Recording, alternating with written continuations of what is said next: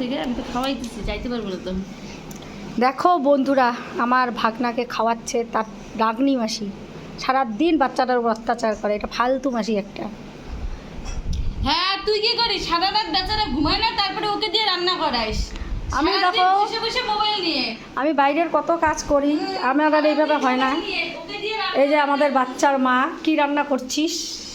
লতি, কচুর লতি রাঁধছিস? শুটকি মাছ দিয়ে, চিংড়ি শুটকি দিয়ে। এই যে চিংড়ি শুটকি রান, তোর হাতে বলে এটা ভালো হয়। রান্না বান্না হ্যাঁ, কর। তোরা বসে বসে খা। আর কি রান্না করলি? লাইটটা জ্বালা, লাইটটা জ্বালা, রান্না করছি।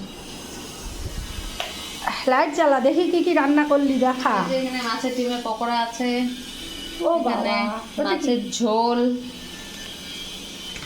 এত আইটেম করছিস। এটা কাতল মাছের ঝোল, আমি না তোকে বললাম দেখ কচুরলতিটা আমি করি। এখানে হচ্ছে চিকেন।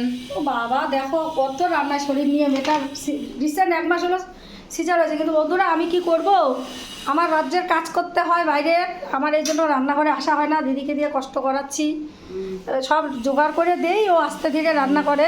তেল মারা মানুষকে লাগে। ঠিক আছে, আমি সব জোগাড় করে দিয়েছি, রান্না ওই করছে কাটাকাটি করে। আমি টাইম পাই না, কারণ ছেলেটাকেও দেখতে হয়, এই জন্য আজকে অনেক কিছু। তারপর আবার ওই যে ওকে এসিও লাগিয়ে দিয়েছি, মিনি এসি। এটা কুলার। ও সরি, এটা কুলার। এটা হাওয়া খায় আর রান্না করে, কারণ ওর একটু তো প্রবলেম, শ্বাসকষ্ট আছে ওর, এই জন্য।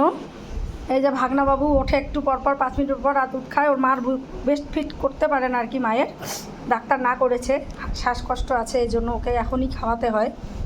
বোতলেই খাচ্ছে, চামচ বাটিতে খায় না, খুব দুষ্টু।